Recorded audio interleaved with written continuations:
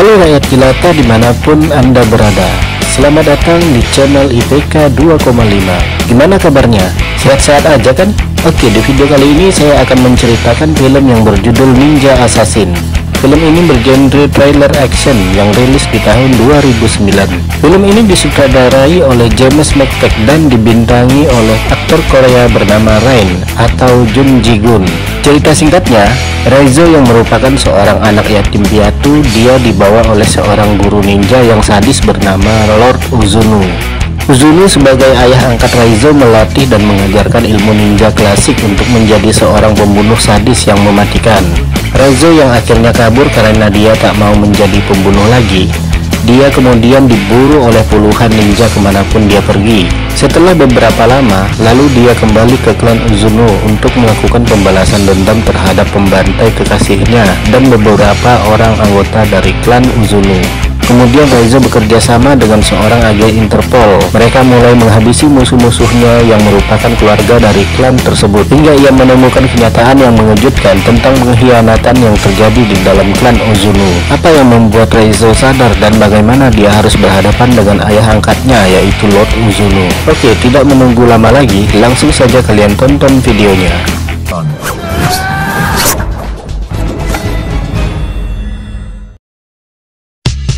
Jodoh memberi yang terbaik.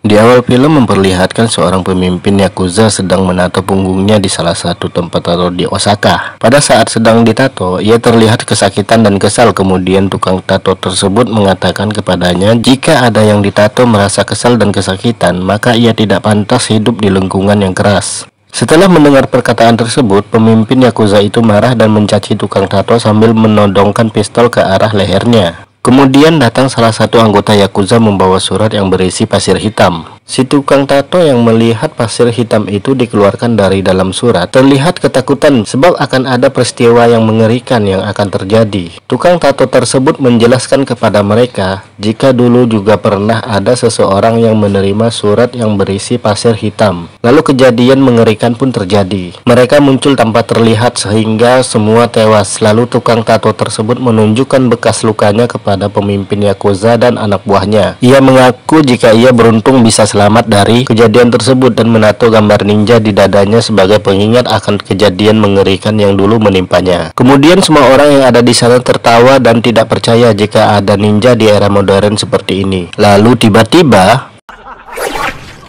kepala salah satu anggota Yakuza itu terbelah. Semua orang yang ada di sana kaget dan terdengar suara pedang mengayun tanpa terlihat sosok yang mereka hadapi hingga satu persatu anggota Yakuza tersebut tewas. Pemimpin Yakuza tersebut kemudian menembakkan pistol ke segala arah sebab sosok yang menyerangnya tidak kelihatan sama sekali. Bahkan ia juga mengatakan akan membayar berapapun kepada para ninja asalkan jangan membunuhnya. Kemudian tukang tato tersebut mengatakan bahwa itu sia-sia sebab mereka bukan manusia melainkan para iblis yang dikirim dari neraka. Saat sedang panik, kemudian kedua tangan pemimpin Yakuza tersebut putus karena lemparan dari shuriken yang tak terlihat arahnya dan hingga akhirnya ia tewas seketika. Dari balik bayangan kemudian muncul sosok ninja yang dimaksud. Ninja itu berjalan mendekati tukang tato dan tanpa basa-basi ia langsung menebasnya.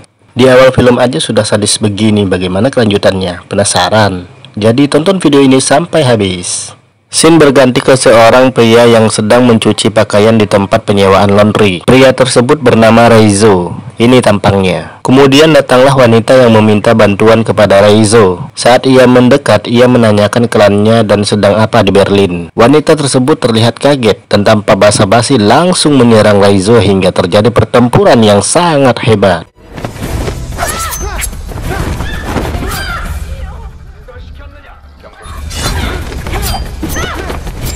Lalu saat pemilik tempat laundry tersebut keluar, ia melihat salah satu mesin laundrynya mengeluarkan darah dan terdapat tubuh manusia yang tewas di dalamnya. Di tempat lain, terlihat seorang agen penyidik yang bernama Mika dan atasannya bernama Maslow sedang makan siang di suatu tempat. Di sana, Maslow membicarakan tentang penyelidikannya atas tewasnya Perdana Menteri Rusia beberapa tahun lalu. Dengan informasi jaringan ke virus yang ia miliki, ia berhasil menemukan laporan milik KGB berpangkat tinggi yang bernama Alex Sabatin bahwa ia diusir dari dinas dengan alasan gangguan mental.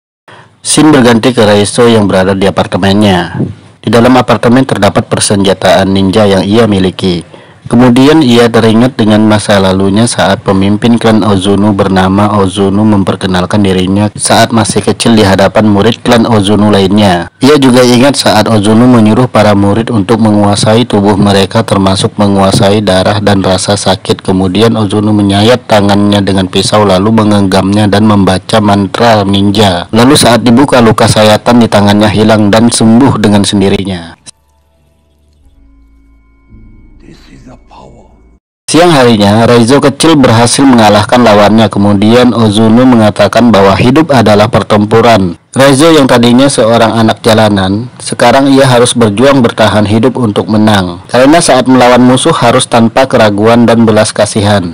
Kemudian ingatan Reizo kembali ke masa kecilnya di mana ia berjalan di sebuah lantai khusus agar ia bisa berjalan tanpa suara. Pada saat Reizo gagal dan lantai itu bersuara, Ozuno langsung menghukum Reizo dengan memukul kakinya sampai berdarah. Hingga akhirnya pada malam hari Reizo kecil tidak bisa tidur karena kesakitan. Dan ia diobati oleh seorang wanita yang bernama Kiriko.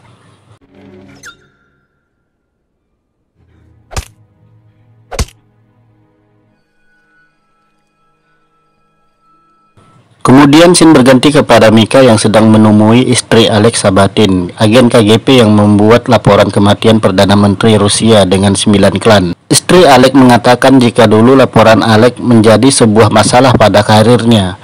Alex merasa ketakutan hingga ia memasang kunci di setiap rumahnya.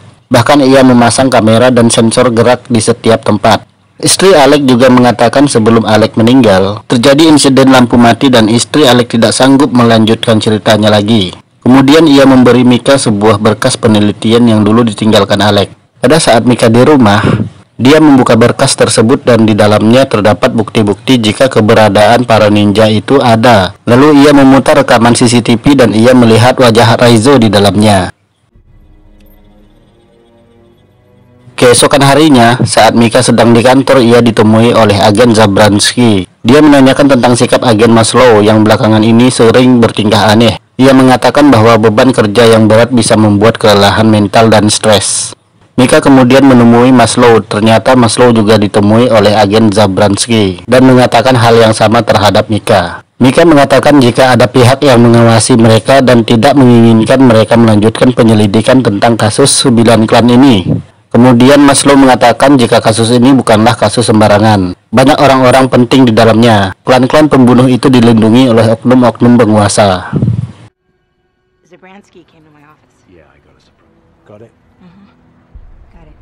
Pada malam hari setelah Mika pulang ke rumah, ia meneliti berkas milik Alex. Di sana tertulis dalam gulungan kuno di abad 14, seorang penjelajah muslim yang bernama Ibnu Battuta mengunjungi salah satu klan tertua yang bernama klan Pasir Hitam. Di sana Ibnu Battuta melihat perayaan Nakan yang diiringi dengan pertarungan dua bocah kecil berusia di bawah 10 tahun. Kemudian Sen berpindah ke tempat Reizo. Saat Reizo di perjalanan, ia teringat dengan masa lalunya saat Kiriko memotong tali bonsai.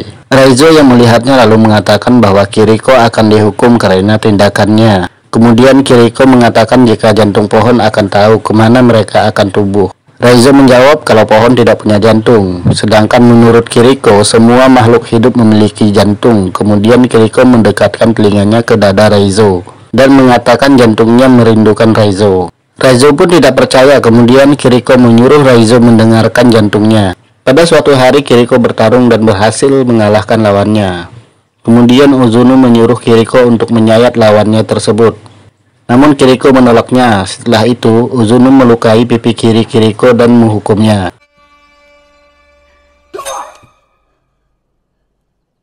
Malam harinya Reizo mendatangi Kiriko yang berada di sebuah tempat hukuman dan kemudian ia memberikan minum kepadanya. Pada suatu malam saat hujan lebat, Kiriko kabur dan dikejar oleh Reizo. Ia berusaha menghentikan Kiriko agar tidak kabur, namun Kiriko tetap melanjutkan untuk kabur. Sebab hidup yang sebenarnya ada di luar sana.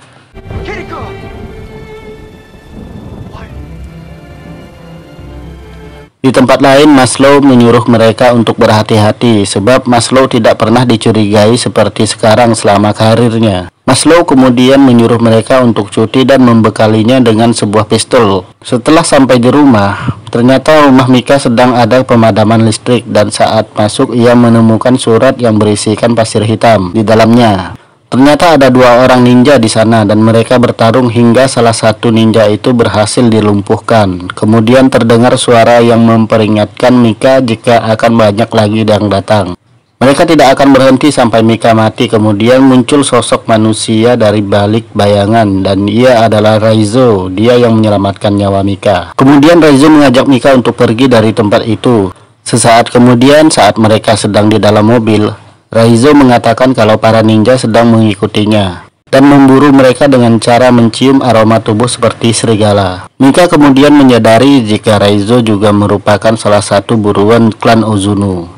Karena suatu hal, Raizo kemudian teringat masa lalunya di saat ia disuruh menghabisi seorang wanita oleh Ozuno. Namun Raizo malah mengayunkan senjatanya ke arah wajah Ozuno. Saat itu juga Ozuno yang murka langsung menyuruh anak buahnya untuk membunuh Raizo. Hingga terjadi perkelahian antara Raizo dan anak buah Ozuno. Namun saat itu Raizo kalah dan ia terjatuh dari atas gedung. Hingga akhirnya Raizo menyimpan dendam kepada Ozuno.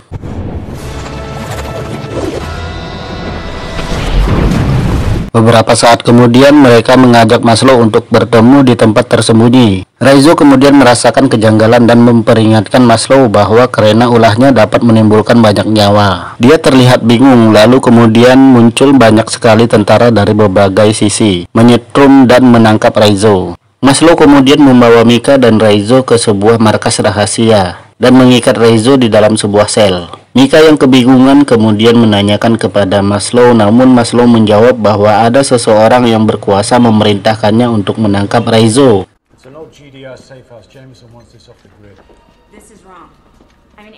Lalu tiba-tiba lampu padam. Para ninja telah bersiap-siap untuk menghabisi mereka.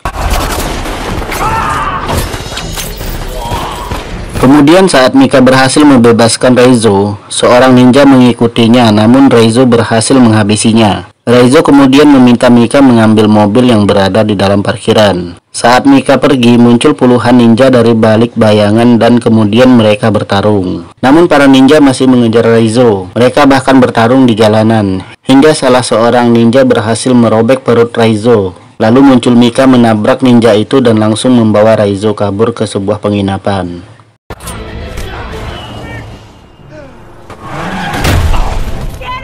Setelah sampai, Raizo terlihat terbaring lemah akibat serangan ninja tadi. Kemudian dari luar Mika melihat beberapa bayangan memasuki kamar Raizo. Singkat cerita, Raizo berhasil dibawa oleh para ninja itu, kemudian mereka memasukkan Raizo ke sebuah sel. Di dalam sel, Raizo berusaha memulihkan dirinya sendiri dengan kemampuan yang dimiliki oleh klan Ozuno. Hingga akhirnya luka pada Raizo pulih dengan sendirinya. Pada malam hari, Raizo terlihat diikat di sebuah tiang untuk dieksekusi. Ozuno kemudian menekan perut Raizo hingga Raizo muntah darah. Takeshi menyadari bahwa Raizo membawa alat pelacak yang diberikan kepada Mika sebelumnya. Lalu kemudian datang pasukan tentara yang dibawa Maslow dan Mika untuk menyelamatkan Raizo, dan terjadi pertempuran antara tentara dan para ninja klan Ozuno.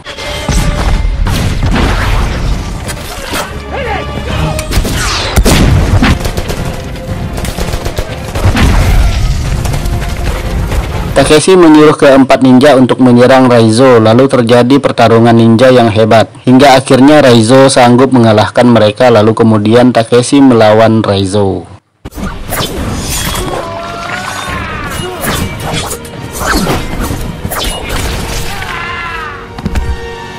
Takeshi terlihat cukup kuat sampai mereka bertarung di antara kobaran api.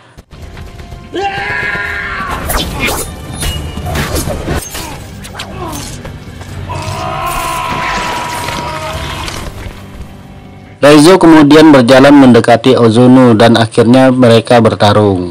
Dan hingga akhirnya Raizo berhasil mengalahkan Ozuno.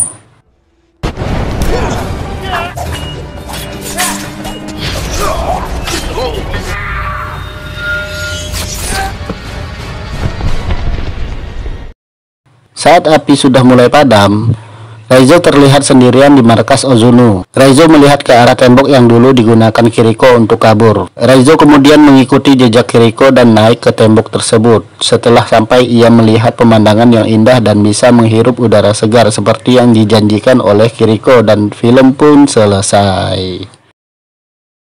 Nah, jadi itulah tadi alur cerita film Ninja Assassin. Jika suka dengan video ini, jangan lupa like dan komen di kolom komentar. Dan jangan lupa juga untuk di-subscribe channel ini agar saya lebih bersemangat membuat video alur cerita lainnya yang lebih menarik. Terima kasih dan sampai jumpa di video berikutnya.